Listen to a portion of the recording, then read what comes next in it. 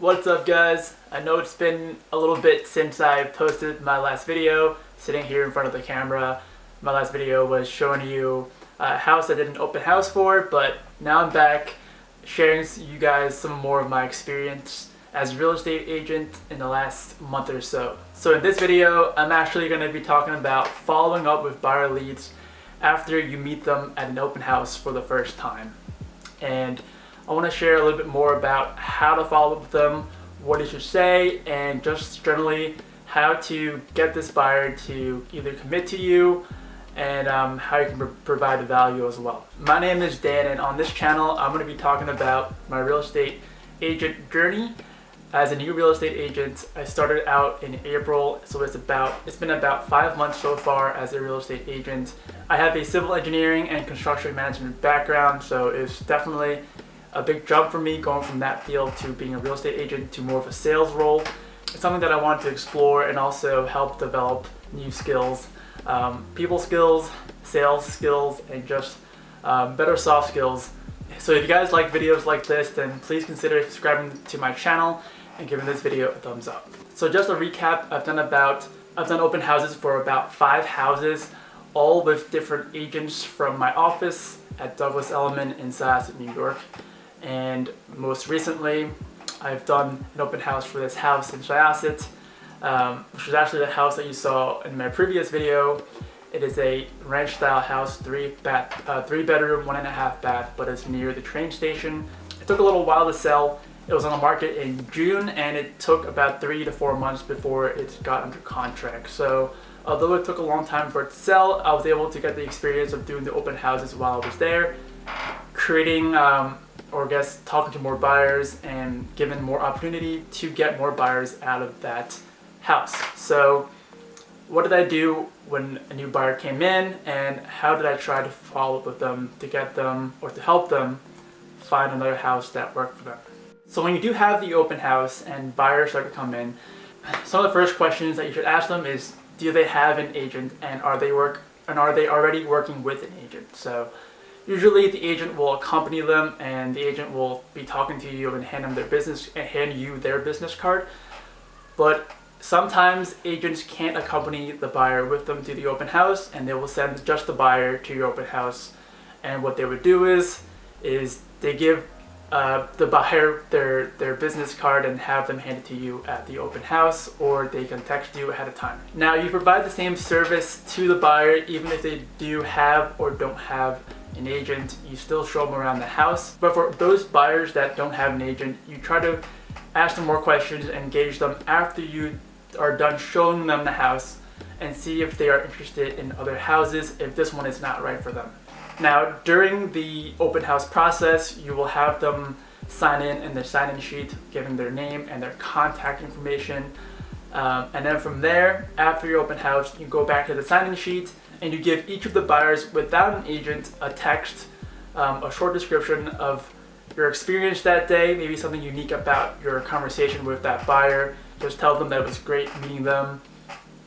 Let me know if this house is good for you, if you want to put in an offer, and then if not, I can help you find another house. So usually I like sending a picture of the house that we met at, because some buyers may spend the whole day looking at houses and they forget what house they met you at. And also sending a picture of yourself, either your business card or just your professional picture of yourself, a professional headshot. So that way they know exactly who they're talking to. Sometimes if you had a conversation with the buyer, they actually will text back that day saying, hey, it was great meeting you too, we'll be in touch, kind of thing. But just make sure that you're able to get that text out to them the day that you met them at the open house. Now, most of these buyers will not text you or call you if they're not interested in buying the house that you held an open house for. So it is up to you to follow up with them, text them, call them, email them, or contact them in order to continue the conversation of helping them find their next house. Now, usually 2 days after the open house, whether it be Monday or Tuesday, I will give them a call, see if they're interested in putting an offer on the house, and if not, how I can help them and provide value to them and find the right house that will work for them. Now, it's important that when you do call them and when they pick up the phone, don't say you're following up with them, say that you're just either touching base or just wanted to call them and chat about where they are in their process. No buyer or no person wants to be followed up on, so just keep that in mind when you're talking to the buyers on the phone. It's important to know that not all of these buyers will pick up immediately when you call them. Either they're not available or they could be just trying to avoid you. But in these cases, in either case, you should be persistent. Some of these buyers may be super busy and just couldn't get to your call, or you forgot to call you back. Make sure that you call back not every single day, but every other day or every 2 to 3 days, just to let them know that you are persistent, and want to be there to help. And you want to show that you're working harder than all the other agents that they've met during their open house trips. Now, if you're able to talk to them on the phone and keep following up with them, have multiple conversations throughout the week, they're much more likely to be committed to you and work with you because they've already had those conversations with you.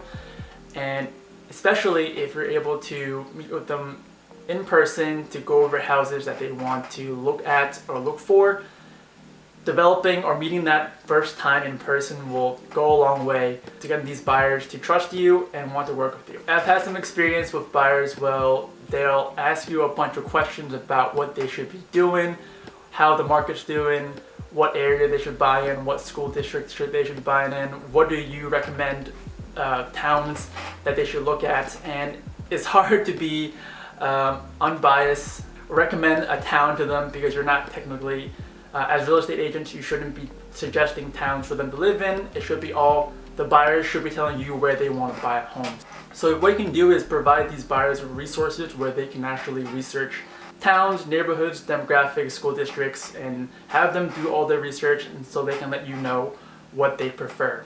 But other than that, it's also important to provide value to them in other ways. Things you know about a certain town, maybe the proximity to the train, how convenient it is to other parts of Long Island.